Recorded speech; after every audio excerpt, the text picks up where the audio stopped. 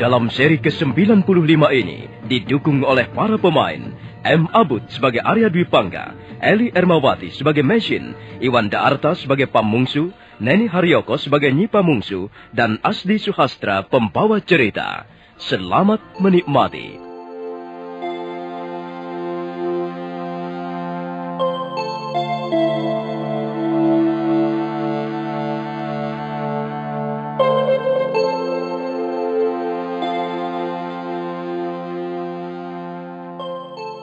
Nyi Pamungsu mengikuti mereka dari jarak yang cukup jauh, hingga tidak menimbulkan kecurigaan. Dia melihat Arya Dwi Pangga membawa Mesin ke atas tebing sungai yang tinggi. Dia sangat mengkhawatirkan keadaan wanita itu. Dia takut Arya Dwi Pangga akan berbuat tidak senonoh padanya. Dan ketika dia sedang berpikir dan menimbang-nimbang apa yang akan dilakukannya, mendadak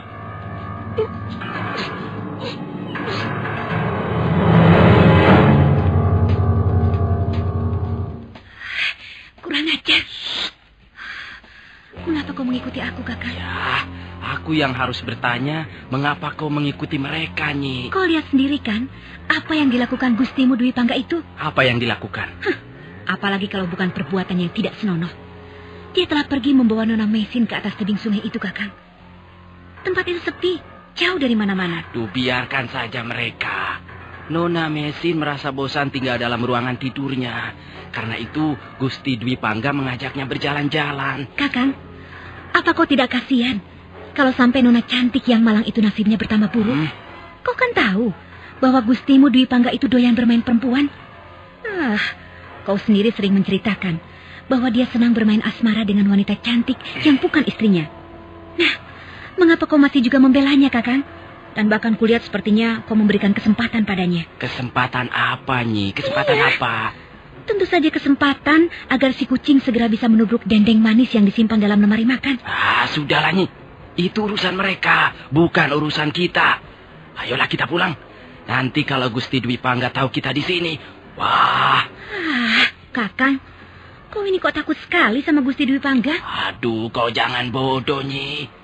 Selama ini kita mendapat uang banyak dari Gusti Dwi Pangga. Kita banyak mendapat keuntungan dagang dan bisa membeli segala macam juga karena Gusti Dwi Pangga. Lihat, kalung emas 24 karat yang kau kenakan itu dari mana uangnya? Dari Gusti Dwi Pangga. Aku setuju. Aku setuju kau bekerja pada Gusti Dwi Pangga, Kakang Pamungsu. Tapi, apakah dengan begitu lalu kita menutup mata dan telinga? Justru kita harus menyelamatkan hidup rumah tangga Gusti Dwi Pangga. Dia kan sudah punya istri dan anak, Kakang. Kalau kau tutup mulut dan pura-pura tidak tahu apa yang dilakukan oleh Gustimu, apa itu bukan menjerumuskan namanya? Lalu kau mau berbuat apa, Nyi? Melarangnya mendekati wanita itu? Ya begitu, kalau kau ingin membalas jasanya. Jangan malah mengajarinya berbuat yang kurang susila, Kakang. Coba, kalau sampai istrinya, Nini Ratih tahu bahwa suaminya menyimpan wanita lain di rumah kita. Apa kita tidak malu? Ya, tentu saja hal ini harus dirahasiakannya, Nyi. Jangan sampai bocor ke telinga istrinya. Dengan kata lain, kau ingin menutup belang seekor macan buas dengan mengorbankan 2 orang wanita sekaligus, Nona Mesin dan Nini Ratih. Dan hal itu kau lakukan hanya demi memperoleh imbalan uang, Kakang. Apa kau ingin menjadi orang kaya, tapi tak punya hati, tak punya perasaan? Aduh, sudah. Jangan banyak ngoceh macam-macam. Ayo pulang. Biarkan saja mereka. Kita urus saja keperluan kita sendiri. Kau mau pulang atau tidak, Nyi? Kau memaksaku, Kakang Pamungsu? Baik. Kalau memang begitu keinginanmu, baik. Akan kulabrak Arya Dwi Pangga. Akan kuhajar sampai babak belur. Tapi setelah itu, kita akan kehilangan kesenangan hidup yang selama ini kita nikmati, Nyi. Kita akan kembali menjadi orang miskin. Kau tak akan memakai pakaian bagus lagi. Dan kalung emas di lehermu itu harus dicopot untuk makan sehari-hari. Kau mau begitu, Nyi? Jawab. Apa kau mau begitu? Apa harus begitu akibat yang kita hadapi, Kakang? Jelas begitu. Kalau kita ingin hidup senang seperti sekarang ini, syaratnya hanya satu. Membuat Gusti Dwi Pangga senang. mengikuti apa keinginan beliau, sehingga beliau senang dan puas. Itu saja. Kalau begitu, ya terpaksa.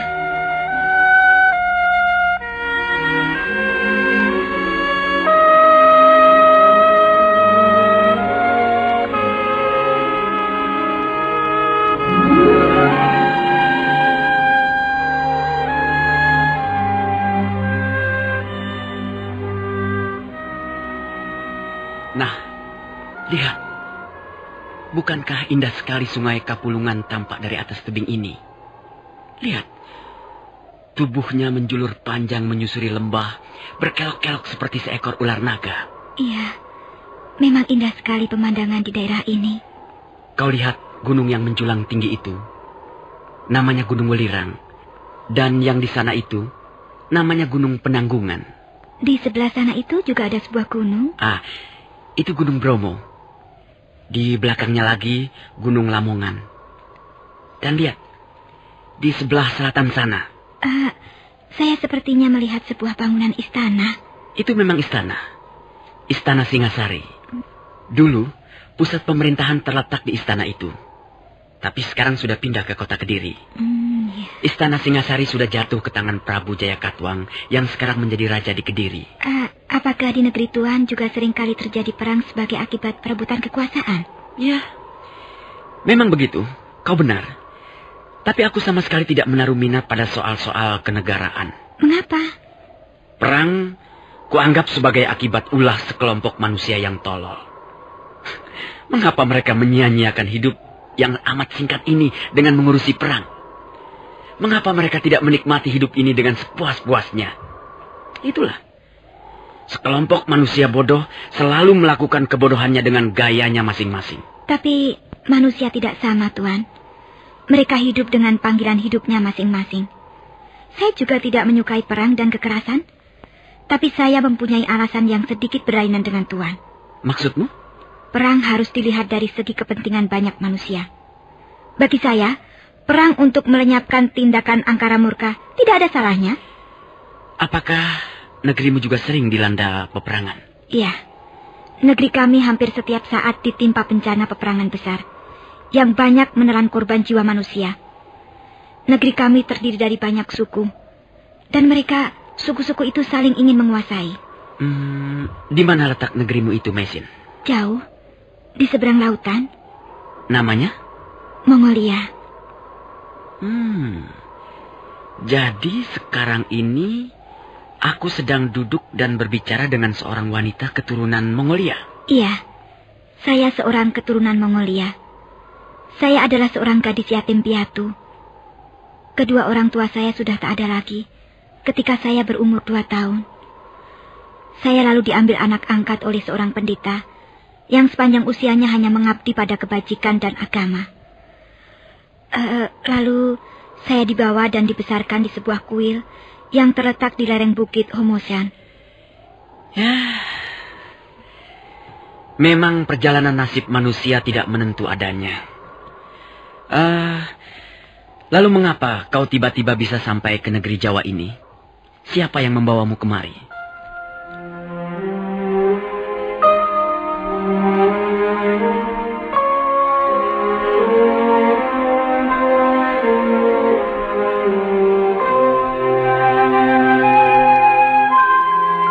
Semula Mesin nampak ragu. Dia termangu dan matanya menatap ke depan, ke arah sungai Kapulungan yang berkelok-kelok. Tapi kemudian dia menceritakan semuanya.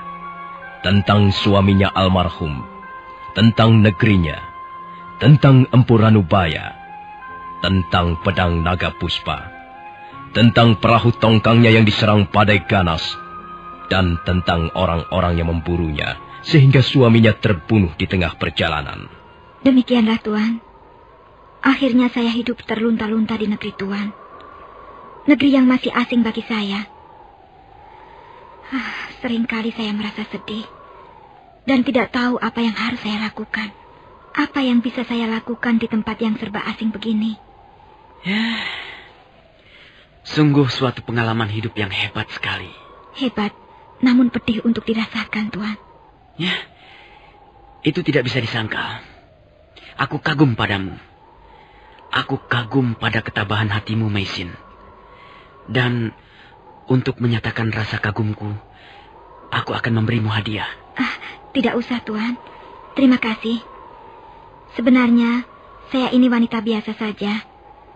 Hanya pengalaman pahit yang sering menimpa diri saya yang membuat saya menjadi berbeda dengan wanita lainnya. Tapi, apakah artinya sebuah pengalaman pahit? Kau mau atau tidak, aku tetap akan memberimu hadiah. Dengar, aku akan membacakan sebuah syair untukmu. Sebatang pohon jati menjulang tinggi, daun dan rantingnya mencakar angkasa biru. Hutan yang manja tidur di bawahnya. Mungkin sudah 100 tahun umurnya, atau 200 tahun, atau selaksa. Dia berperang melawan angin. Dia bertempur melawan badai. Entah berapa zaman telah disaksikannya.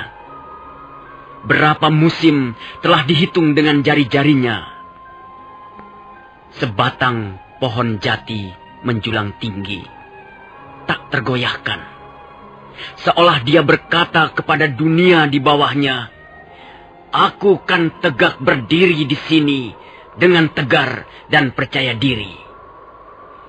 Nah, bagaimana pendapatmu dengan syairku ini tadi? Kau setuju isinya? Tentu saya sangat setuju, Tuan. Isinya sangat bagus.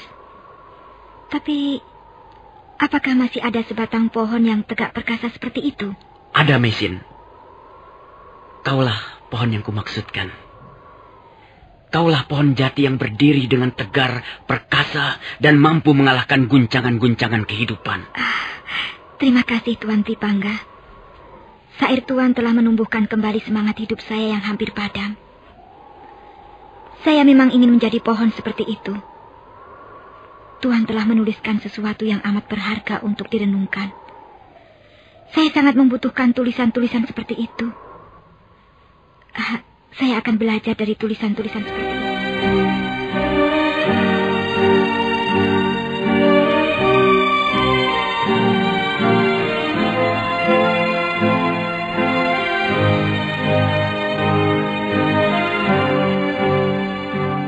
Malam harinya, Meisin diam terbaring di atas tempat tidurnya. Tapi matanya tidak mau terpejam.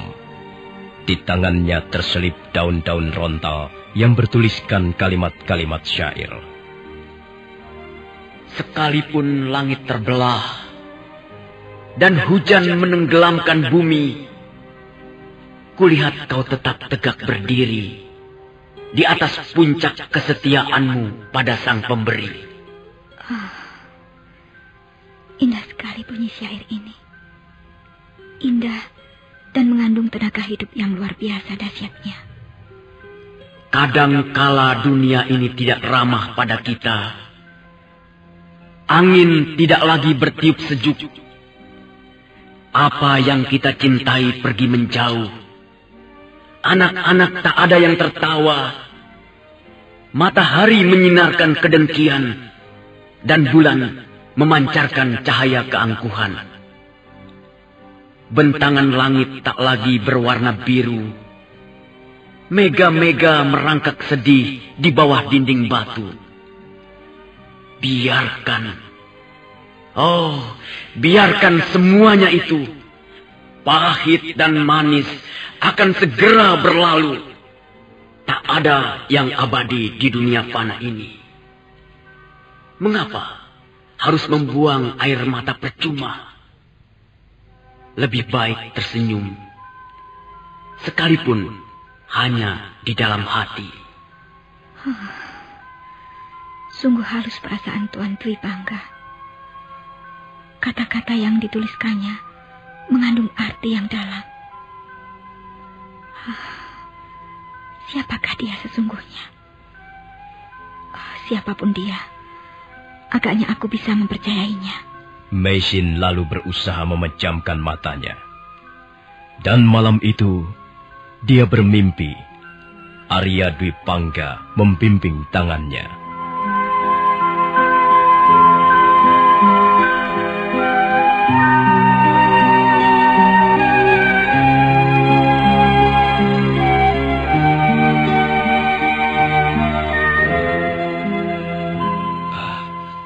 Gusti memanggil saya?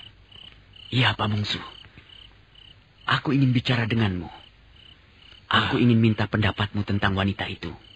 Saya perhatikan Tuan Dwi Pangga sudah semakin akrab dengannya. Apa ada kesulitan baru? Ada Pamungsu. Ada kesulitan yang perlu pemikiran panjang.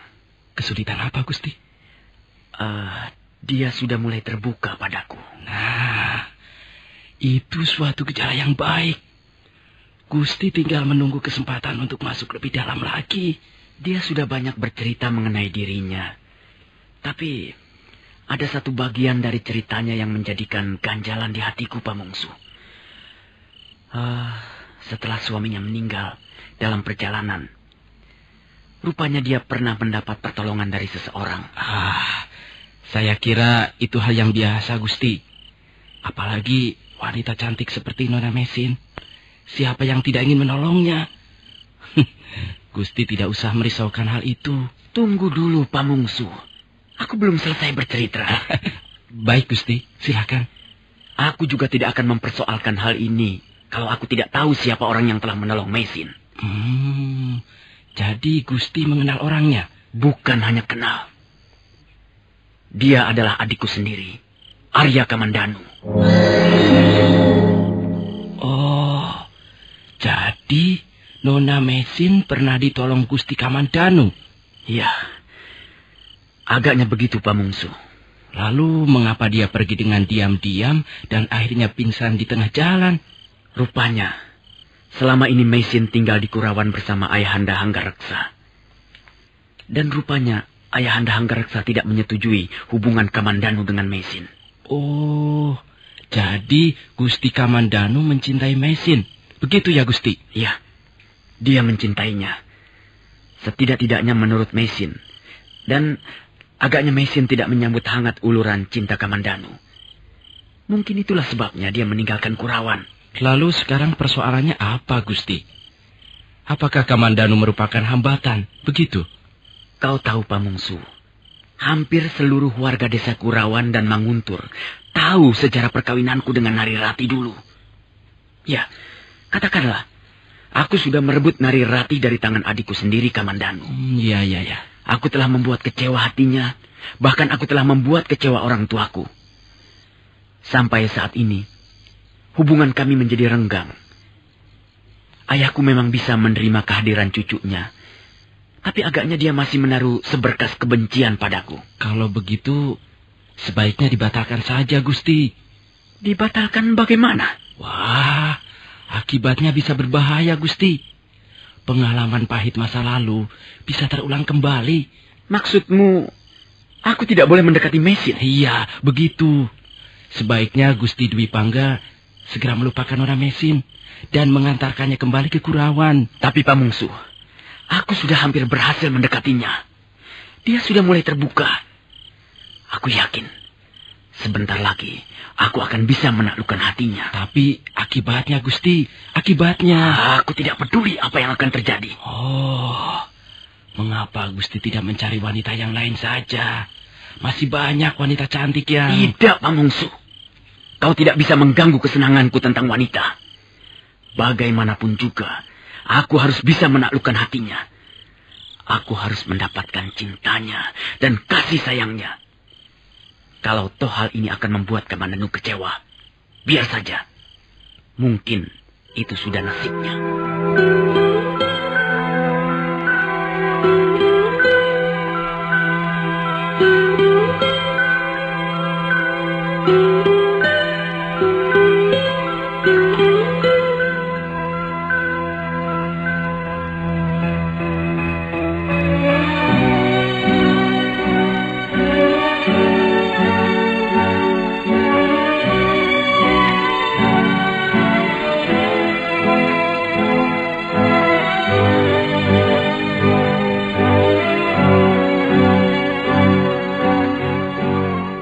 Wajah Arya Dwi Pangga nampak dingin ketika mengucapkan kalimat-kalimatnya. Bibirnya menyungging senyuman yang juga tak kalah dinginnya. Pamungsu tak bisa lagi membujuknya. Dan akhirnya terpaksa menuruti saja apa kata majikannya. Nah, saudara pendengar, bagaimanakah kisah selanjutnya? Silakan menunggu seri berikutnya. Sampai jumpa.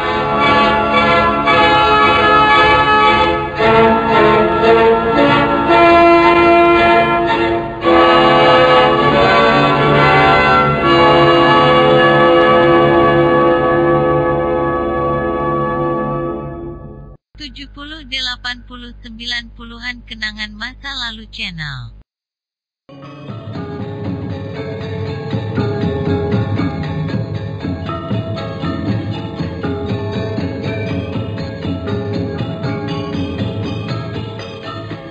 Dalam seri ke-96 ini didukung oleh para pemain M. Abud sebagai Arya Dwi Pangga, Iwan Daarta sebagai Pamungsu, Eli Ermawati sebagai Mesin, Lili Nur Indasari sebagai Nari Rati, Nia Deviana sebagai Nyi Lemus, Rio sebagai Panji Ketawang, dan Asdi Suhastra pembawa cerita. Selamat menikmati.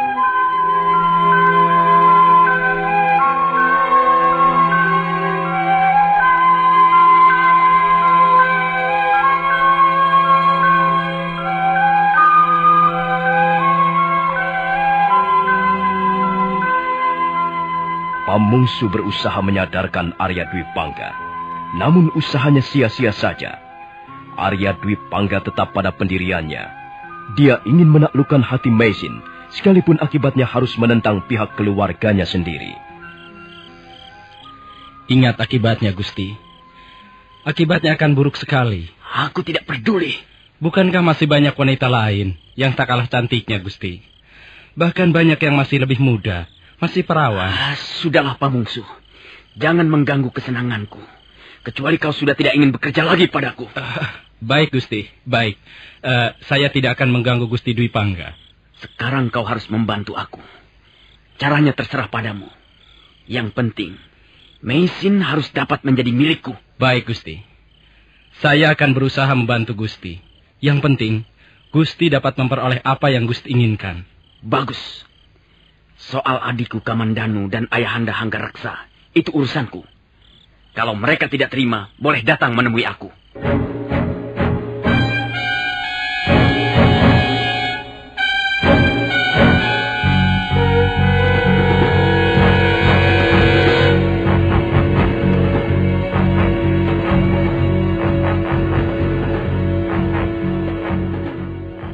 Mengapa kau masih belum tidur juga, Nak? Ayo, tidurlah. Ibu, mengapa juga tidak tidur? Baiklah. Nah, Ibu akan tidur di sini ya, di sebelah Panji. Ayo, pejamkan matamu, Nak. Ini sudah malam. Ayah kok belum pulang, Bu? Sudah lama sekali belum pulang-pulang. Besok ayahmu akan pulang, Nak. Sekarang kau harus tidur dulu. Dongeng, Bu. Dongeng dulu, baru aku mau tidur. Baiklah, Ibu akan dongeng. Tapi Panji harus mau segera tidur ya. Pada zaman dulu, ada 2 orang kakak beradik yang bernama Bubuksah dan Gagang Aking. Mereka menjadi pertapa di Gunung Wilis. Mereka membangun sanggar pemujaan dan mempelajari kitab suci bersama-sama. Adapun cara mereka bertapa atau ngelakoni berlainan sama sekali. Bubuksah siang malam makan dan minum, sedangkan Gagang Aking makan sayuran dan buah-buahan saja hingga tubuhnya kurus kering. Mereka berselisih paham. Kemudian Batara Guru, penguasa istana Kahyangan, mengutus Kalawijaya untuk menguji mereka. Untuk melihat sampai seberapa jauh kesucian dan kebersihan hatinya. Kalawijaya lalu berubah menjadi seekor harimau putih dan melompat turun ke bumi untuk menemui 2 orang itu. Setelah diuji, terbukti Gagang Aking belum tergolong bumi tiaga atau bersih suci karena masih terikat hal-hal duniawi. Hal itu tercermin dari sikapnya yang masih takut akan kematian, mementingkan diri sendiri, ingin dianggap suci, dan sebagainya. Sedangkan Bubuksah, sekalipun pekerjaannya hanya makan dan minum siang malam, tapi hati dan jiwanya lebih bersih. Hal itu tercermin dari sikapnya yang sudah ikhlas dan pasrah menerima nasib. Akhirnya, Bubuksah diperkenankan naik ke punggung harimau putih ke Kahyangan. Sedangkan Gagang Aking hanya membonceng ekornya saja. Itu pun atas permintaan Bubuksa saudara tuanya. Rupanya dia sudah tidur. Kasihan kau, nak. Kasihan. Tidurlah, Panji. Tidurlah, sayang. Mudah-mudahan hidupmu kelak bisa bahagia.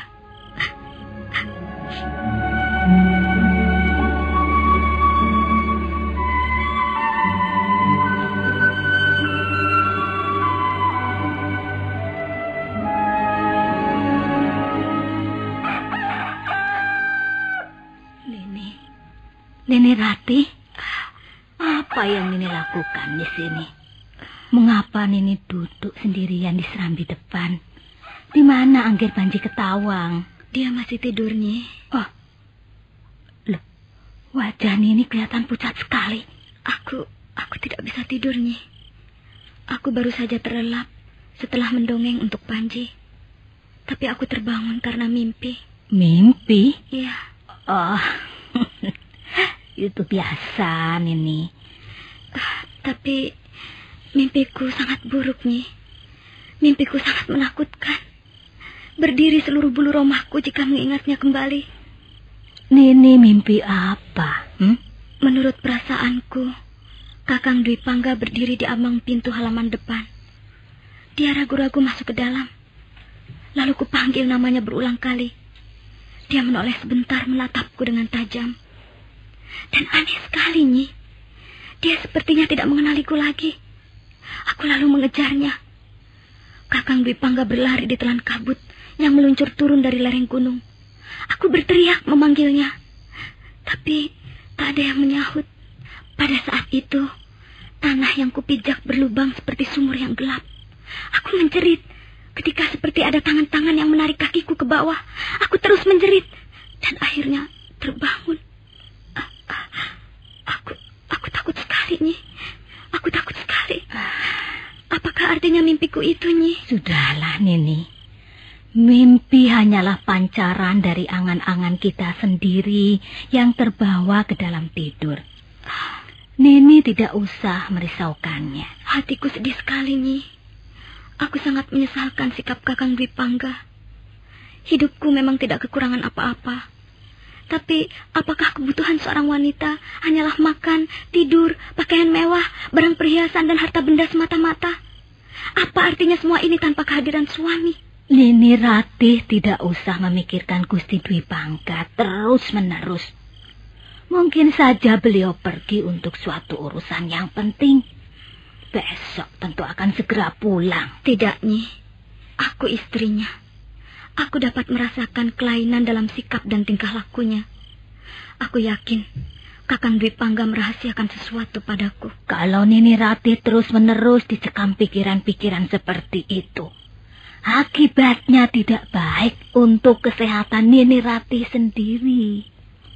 Nini menjadi kurang bernafsu makan, tidur tidak nyenyak, dan selalu gelisah. Aku harus tahu, Nyi. Aku harus dapat menyingkap rahasia dalam hati Kakang Dwi Pangga. Aku tak ingin kehilangan suami yang amat kucintai. Aku tidak rela Panji Ketawang kehilangan ayahnya.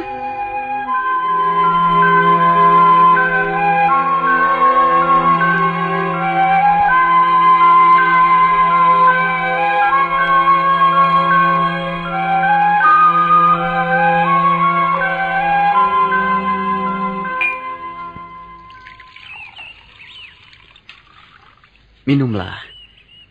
Ramuan daun-daunan yang ditumbuk halus ini sangat bagus untuk memulihkan kesehatanmu. Biasanya Nyi Pamungsu yang mengantarkan kemari. Nyi Pamungsu pergi ke Tegalan bersama suaminya. Oh ya, apakah sudah kau baca syair-syair yang kuberikan padamu kemarin?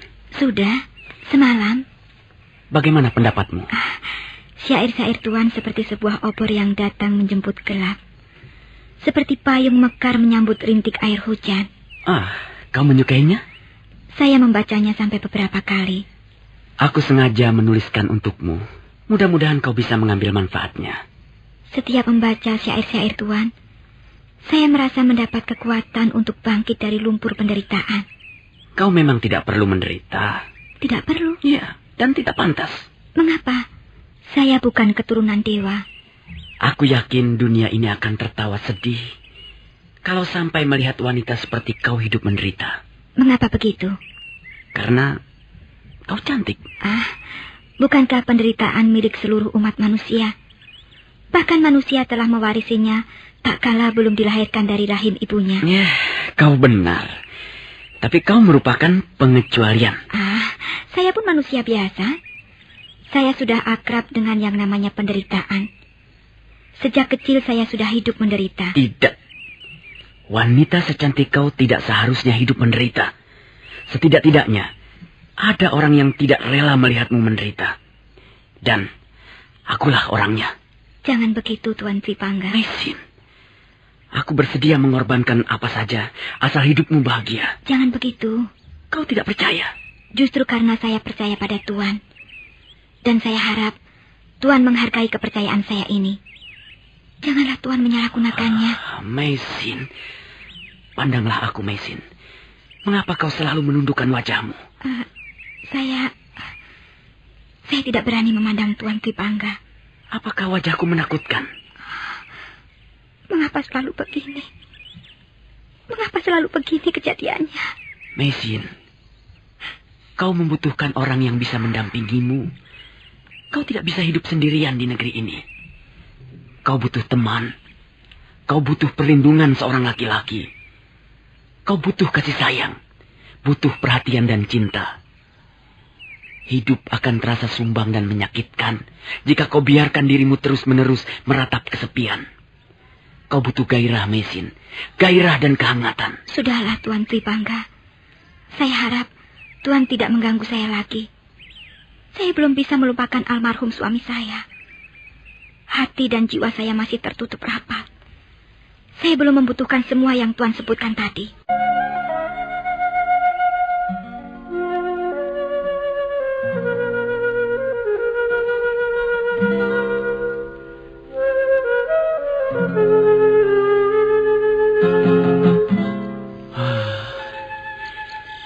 Dia memang seorang wanita yang kuat, Pamungsu.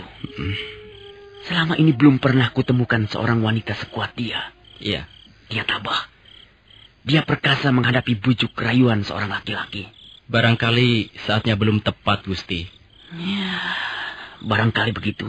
Kata orang yang sudah berpengalaman, sekuat-kuatnya wanita, akhirnya dia pasti akan menyerah di pelukan seorang laki-laki. Hanya soal waktu, Gusti.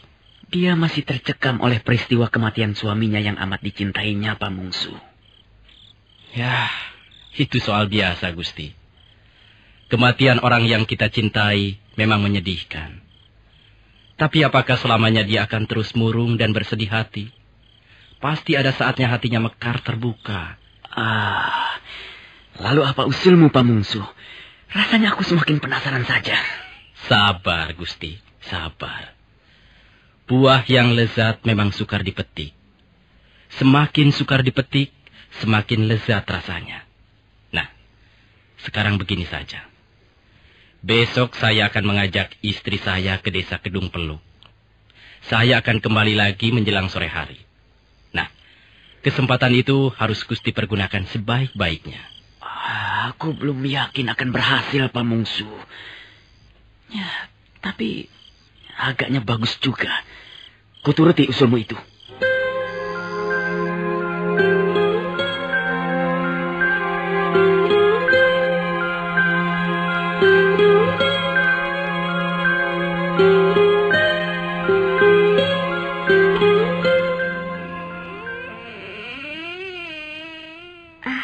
Tuan Tripangga, silakan. Saya baru saja selesai menyisir rambut saya. Silakan duduk. Terima kasih. Kau nampak lebih segar pagi ini. Saya harus menggantikan tugas Nyi Pamungsu. Dia dan suaminya pergi mengunjungi seorang sahabatnya di desa yang cukup jauh letaknya dari sini. Barangkali sore hari mereka baru akan kembali. Kalau begitu kita hanya berdua saja di rumah ini. Apa salahnya? Kau tidak takut? Mengapa harus takut? Saya percaya Tuan Tripangga tidak akan melakukan hal-hal yang kurang baik. Terima kasih atas kepercayaanmu, Meisin. Apakah Tuan sudah menulis syair-syair yang baru lagi? Setiap hari saya menulis syair untukmu. Dalam keadaan sedih, kecewa, kesal ataupun gembira, saya selalu menulis syair. Kau ingin mendengarnya? Saya akan menuangkan minuman untuk Tuan. Nah, ini adalah syairku yang sudah agak lama aku tulis. Kalau tidak salah, kemarin lusa. Bulan indah jatuh di atas lereng gunung. Seguci tuak membuatmu melangkah terhuyung.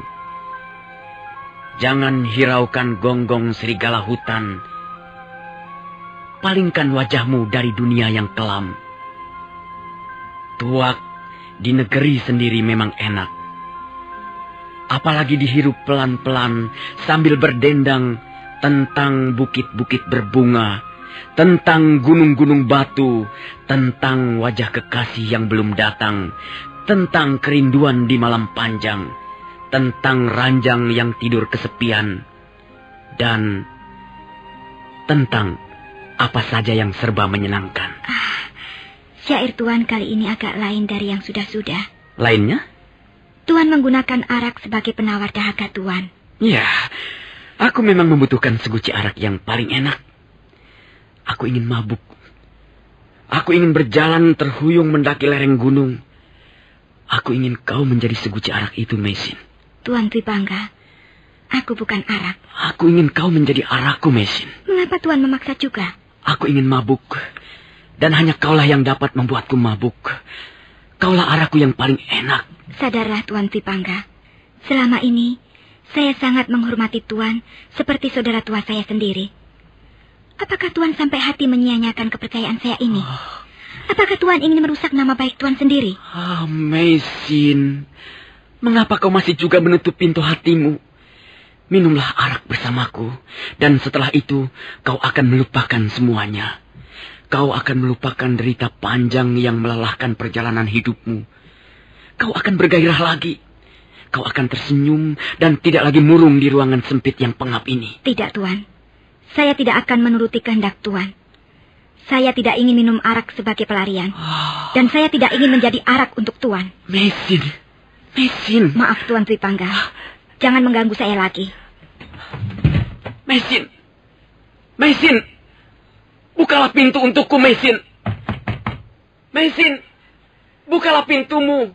Biarlah aku memandang wajahmu dan mabuk karenanya. Meisin. Sampai hati kau menutup pintu. Sampai hati kau membiarkan aku terbakar rasa dahaga di depan pintu kamarmu. Meisin.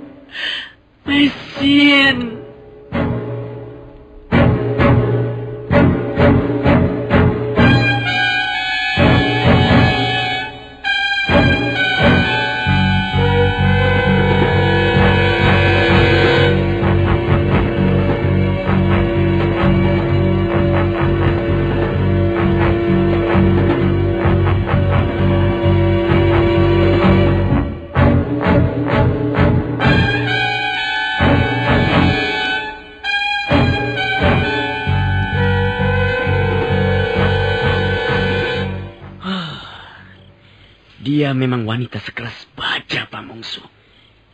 Hatinya teguh bagaikan bukit karang. Aku sudah merendah sampai mencium tanah, tapi hatinya tidak juga luluh. Mungkin Gusti terlalu cepat masuk ke dalam persoalan. Pamungsu, bukan hanya sekali ini aku berusaha mendekati wanita. Yang gadis, yang janda, yang masih punya suami pun bisa kubuat bertekuk lutut. Tapi kali ini aku benar-benar kehabisan akal. Apalagi yang bisa kulakukan agar hatinya terbuka? Gusti Dwipangga jangan cepat putus asa. Dengar, Pamungsu. Sudah setumpuk daun rontal penuh tulisan syairku kirimkan padanya. Sudah berapa hari aku tidak pulang ke rumah. Aku bercokol di sini seperti menunggui orang sekarat. Tapi hasilnya... aku benar-benar penasaran, Pamungsu. Saya mempunyai cara, Gusti. Barangkali bisa dipakai. Siapa tahu berhasil, Gusti. Ya. Cara apa? Apakah Gusti Dwipangga percaya pada kemampuan seorang dukun?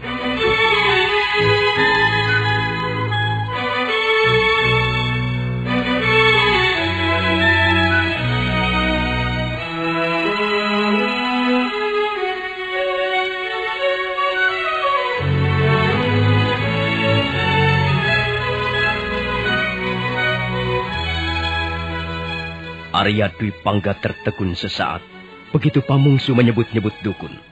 Selama ini dia tidak pernah berhubungan dengan ahli barang-barang gaib. Nah, saudara pendengar, bagaimanakah kisah selanjutnya? Apakah Arya Dwi Pangga akan menuruti saran Pamungsu dengan minta bantuan seorang dukun? Nah, bagaimanakah kelanjutan kisahnya? Saudara pendengar, silakan menunggu seri berikutnya. Sampai jumpa.